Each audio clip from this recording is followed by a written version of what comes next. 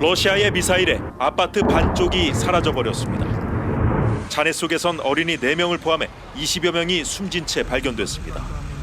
지난밤 러시아는 드론 600여 대와 미사일로 우크라이나 수도 키이우 중심부를 대대적으로 타격했습니다. Він вбиває дітей, щоб не говорити про те, коли і як буде мир. 키이우 시내 유럽연합 대표부와 영국 문화원도 코앞에 미사일이 떨어져 피해를 입었습니다. EU와 영국은 자신들을 겨냥한 공격이다, 평화의 희망에 찬물을 끼얹었다며 강력 항의했습니다. 우크라이나도 당할 수만은 없다는 듯 연일 러시아 에너지 시설을 공격하고 있습니다. 양측을 중재해온 미국은 실망을 나타냈습니다. Perhaps both sides of this war are not ready to end it themselves. The president will make some additional statements on this later.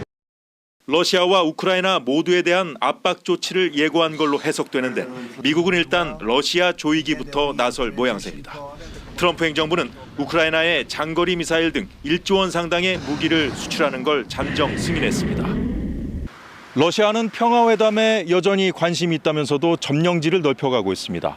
유럽은 여기에 맞서 결속을 강조하지만 당장 파병을 포함한 우크라이나 안전보장안에도 한 목소리를 내지 못하고 있습니다. 베를린에서 KBS 뉴스 송영석입니다. 폭격 맞은 도로 위 불탄 차량들만 나뒹굽니다. 러시아가 우크라이나군의 보급로를 공격했습니다. 북동부 수미 지역을 포함해 이번엔 동부의 석탄 광산도 표적이 됐습니다. 러시아군은 최근 몇 주 동안 우크라이나 동부 최전선에 화력을 집중해왔는데 드니프로 페트로우스크주까지 러시아군이 진입한 사실을 우크라이나가 처음 인정했습니다.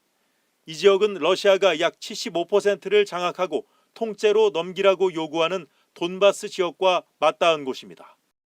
우크라이나는 지난달부터 이곳 점령지를 넓히고 있다는 러시아의 발표를 부인해왔습니다.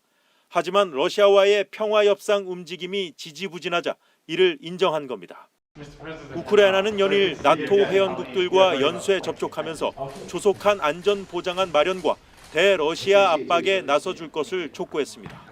Залежить виключно від волі лідерів світу, передусім від Сполучених Штатів Америки. Щоб тиснути на Росію, потрібні нові кроки, новий тиск, санкції, тарифи.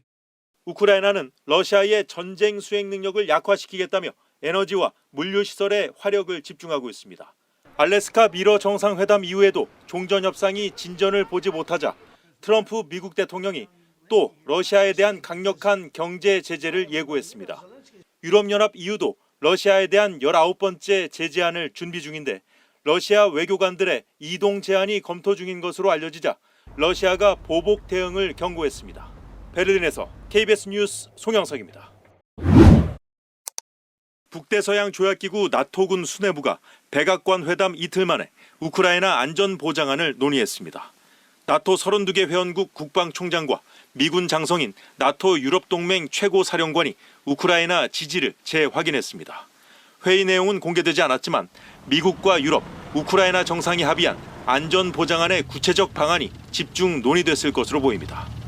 서방 병력이 우크라이나 국경을 보호하는 한국식 완충지대 조성 방안 등을 검토 중인 것으로 알려졌는데 나토군 수뇌부는 파견 병력의 역할을 여전히 고심 중인 것으로 전해졌습니다. 러시아는 자국을 빼고 안전보장을 논의하는 건 실체 없는 허상이며 무의미한 길이라며 거부 입장을 분명히 했습니다. Мы не можем согласиться с тем, что теперь предлагаются вопросы безопасности, коллективной безопасности решать без Российской Федерации. Это не получится.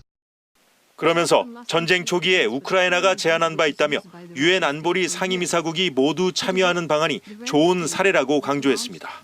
러시아와 중국까지 논의에 참여해야 한다는 겁니다.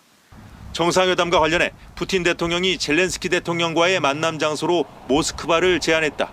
미국이 헝가리 부다페스트에서 3국 정상회담을 열 준비에 나섰다는 보도까지 나왔지만 러시아는 연일 신중한 입장입니다. высшем уровне необходимо самым тщательным образом их подготовить на всех предшествующих ступенях. 러시아가 또 시간 끌기에 나선 거 아니냐는 유럽의 의심이 커지는 가운데 러시아 국방부는 우크라이나 도네츠크주 등의 최전선 마을 3곳을 추가로 점령했다고 밝혔습니다. 베를린에서 KBS 뉴스 송영석입니다. 처참히 무너진 잔해 속에서 구조대가 시신을 수습해 나옵니다. 지난밤 러시아의 폭격에 아파트 일부가 통째로 무너져 수십 명이 매몰됐습니다. 희생자 중엔 2살 배기 아이도 있습니다. На 9-му поверху оце дівчинку викинуло кроваттю. І точно я бачила, що знайшли. 현지 시각 어제 러시아가 우크라이나 수도 키이우에 대규모 드론 공습을 가했습니다. 10일 안에 휴전하지 않으면 고강도 관세라는 트럼프 미국 대통령의 최후 통첩이 전해진 다음 날이었습니다. 민간인 주거지나 학교, 병원을 가리지 않은 공습에 어린이를 포함해 최소 31명이 숨졌습니다. 전쟁 시작 이후 키이우의 가장 큰 피해라고 외신들은 전했습니다. If the world doesn't aim to change the regime in Russia, Moscow will still try to destabilize neighboring countries. 트럼프 대통령이 휴전 압박의 강도를 높일 때마다 러시아는 오히려 더 노골적으로 공세를 강화하고 있습니다. Russia, I think it's disgusting what they're doing. I think it's disgusting. Yeah, we're going to put sanctions. 미국은 오는 8일이 휴전 협상의 최종 시한이라고 재차 강조했습니다. 하지만 트럼프 대통령은 앞서도 몇 차례 제재를 경고하고 실행에 옮기진 않아서 이번에도 지켜봐야 한다는 게 유럽의 분위기입니다. 베를린에서 KBS 뉴스 송영석입니다.